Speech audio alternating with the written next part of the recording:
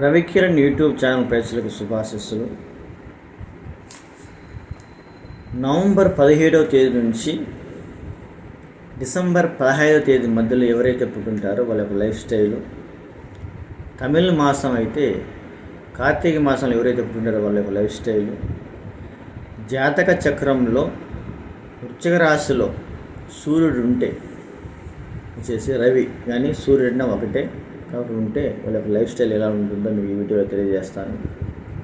వీరు మంచి పట్టుదల, ధైర్యంతో జీవించే వాళ్ళుగా ఉంటారు.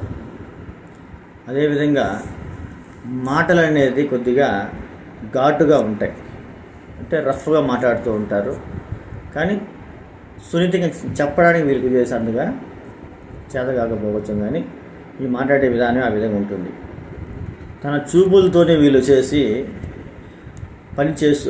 పని చేపిస్తూ ఉంటారు. రెండవ వీళ్ళు ఒక మేనేజర్గా ఉండారంటే వీళ్ళ యొక్క మాటలు, వీళ్ళ యొక్క చూపులతోనే చేసి ఆ పని కూడా వీళ్ళు చేపిస్తూ ఉంటారు.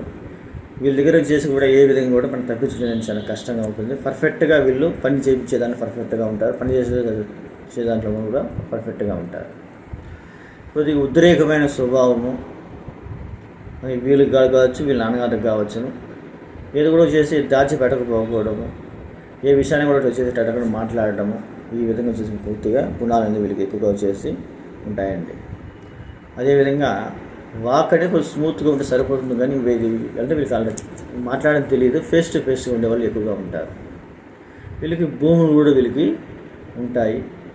అదేవిధంగా వీరు కావచ్చు, వీరి సంతానం కావచ్చు, ఉండేది కొద్దిగా చేసి తెలియదండి. అంటే ఎట్లా ఉంటారంటే వీళ్ళు ఏ విధంగా ఉంటారంటే సిటీలోని ఎక్కడో ఒక లోపల భాగంలో ఉంటారు, లేదంటే ఒక సిటీగా ఆనుకొని పక్కన ఉంటారు.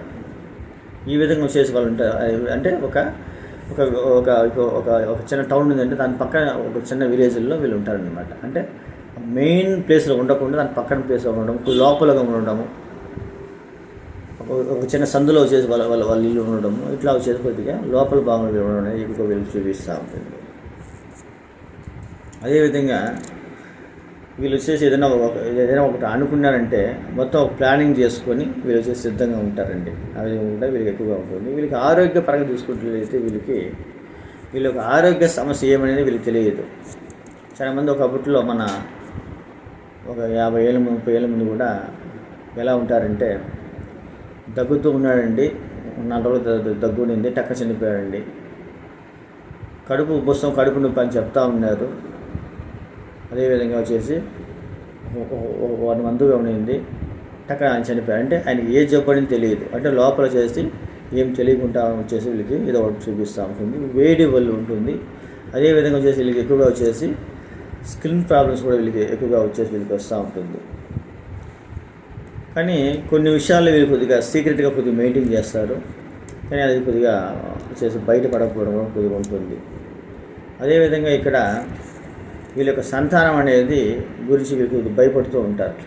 వీళ్ళు ఎలా పుడతారు, వీళ్ళు ఎలా ఉంటారు చేసి, అంటే కొద్దిగా చేసి అబ్బాయి కొద్దిగా చేసి ఏది కూడా చెప్పకుండా పోవడము, అంటే మౌనం ఉండడం వల్ల కూడా కొద్దిగా భయపడుతుంది. అంటే ఏం జరిగిందో ఏమో మన బాబు మనకి ఏం చెప్పలేదు అని కొద్దిగా భయపడుతూ ఉంటారు. ఇలాంటివి కూడా మెంటాలిటీస్ కూడా వీళ్ళు ఫెదర్ కానీ వీళ్ళంటి ఉంటాయి. కొద్దిగా రఫ్ అండ్ టఫ్గా వీళ్ళు కొద్దిగా ఉంటారు. ఏదైనా కూడా వీళ్ళు చేసి సాధించగలరని కూడా మనం చేసి చెప్పుకోవచ్చును. దీనికి ఎలాంటి డౌట్ లేదు. కానీ వీళ్ళకి వచ్చేసి ఏంటంటే ఏదైనా ఒక పని అప్పగించామంటే వెంటనే చేయడం అనేది వీళ్ళకి ఉంటుంది ఎక్కువ. ఇది వీళ్ళ యొక్క ఈ సమయంలో పుట్టిన వాళ్ళ యొక్క విశేష మెంటాలిటీ చెప్పుకోవాల్సి వస్తుంది. ప్రధానంగా వీళ్ళకి హెల్త్ కేర్ అనేది వీళ్ళు చేసి మెయిన్గా వీళ్ళు చూసుకోవాల్సి వస్తుంది. ఎక్కువ టెస్టులు చేసుకోవడం వీళ్ళకి చాలా మంచిది.